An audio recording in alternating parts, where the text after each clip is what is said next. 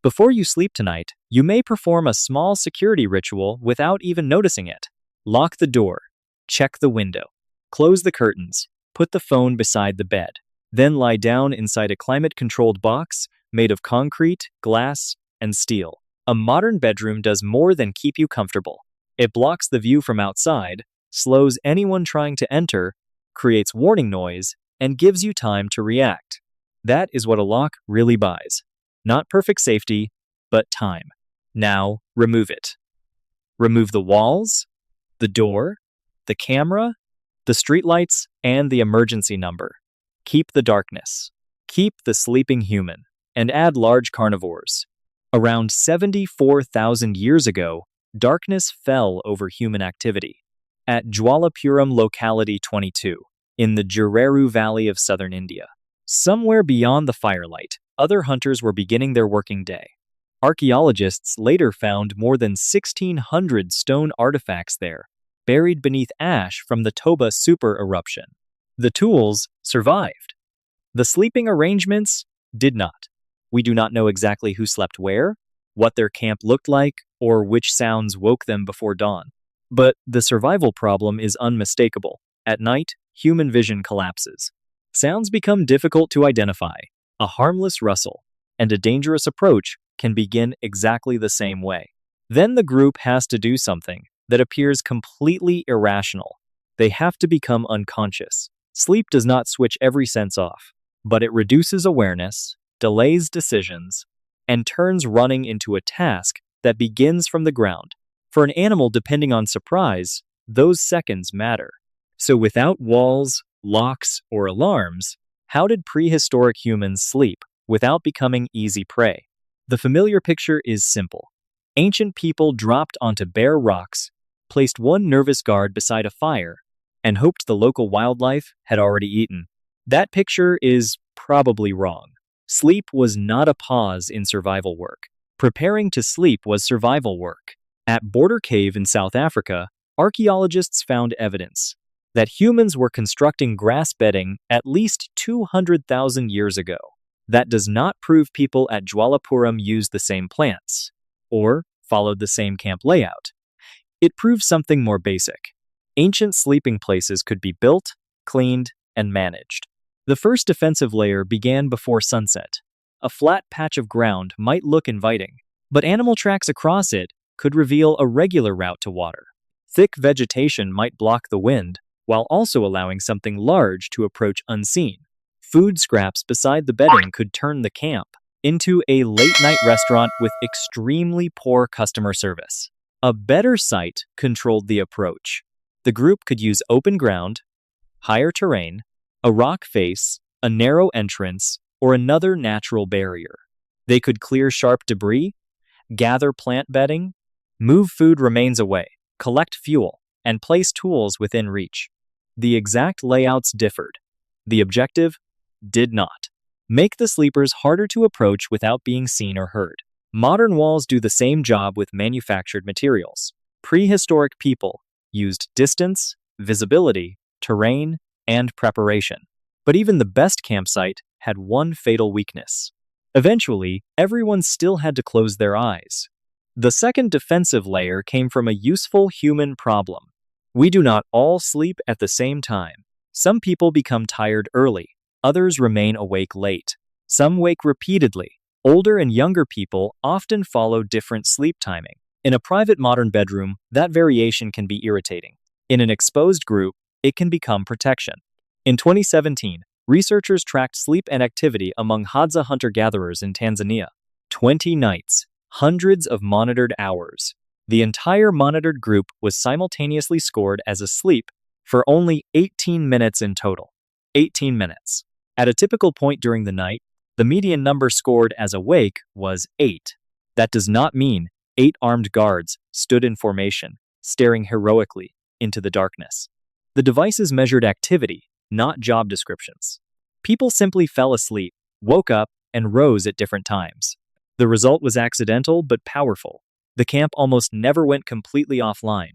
The Hadza are not living fossils, and their lives cannot be copied directly onto every prehistoric society. But the study demonstrates a mechanism that needs no written schedule and no prehistoric night shift manager.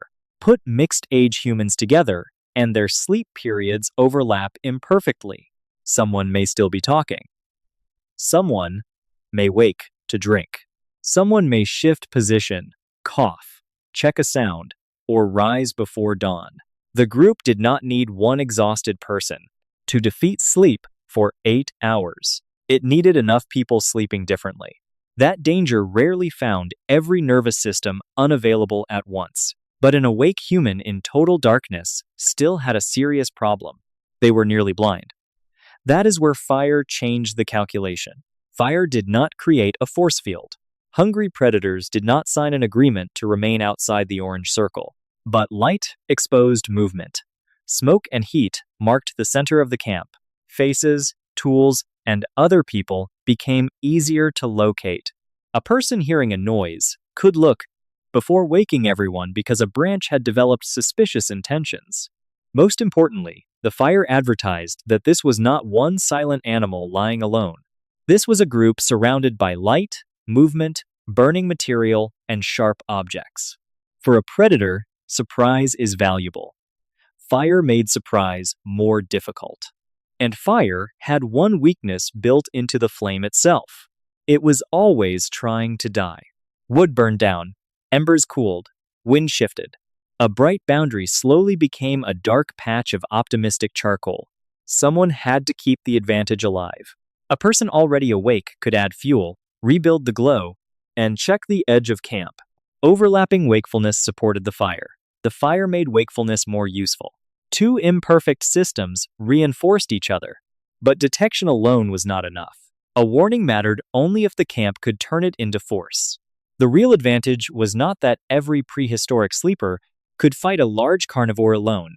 That would be a very short documentary. The advantage was wake-up speed. When bodies slept close together, one alarm could spread in seconds. One person raised their head. Another reached for a tool. Adults pulled children closer. Voices rose. Fire was fed.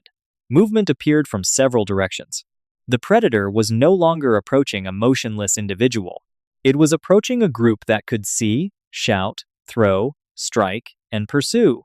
For a wild predator, injury can be disastrous. A wounded human hunter may receive food and care. A badly injured solitary predator may simply stop eating. So the camp did not have to defeat every carnivore in the landscape. It had to make approaching humans more dangerous than approaching something else. Now imagine the Gereru Valley shortly before dawn. The fire has fallen low. Most of the group is asleep. Then the grass beyond the light moves. One person opens their eyes. For a moment, they do not know whether the sound came from wind, a small animal, or something watching from the dark. They sit up and feed dry material into the embers. The light grows. A second sleeper notices the movement and reaches for a stone tool. Another adult pulls a child inward. Someone speaks. Several bodies rise. Within seconds, the camp changes shape. What looked like a collection of sleeping animals becomes a coordinated group. Whatever moved beyond the light no longer has a simple target. Perhaps it retreats. Perhaps the sound was harmless. Perhaps, on another night, the system fails. People were injured. Camps were surprised. Predators sometimes succeeded. But human survival never required every night to be safe. The system only had to work often enough for people to sleep, recover, protect their young, and wake again. That is the answer. Prehistoric humans did not replace the locked door with one magical invention. They replaced it with layers. Terrain controlled the approach. Different sleep schedules kept some awareness alive. Fire exposed movement and helped the group coordinate. One warning could turn sleeping individuals into a dangerous crowd.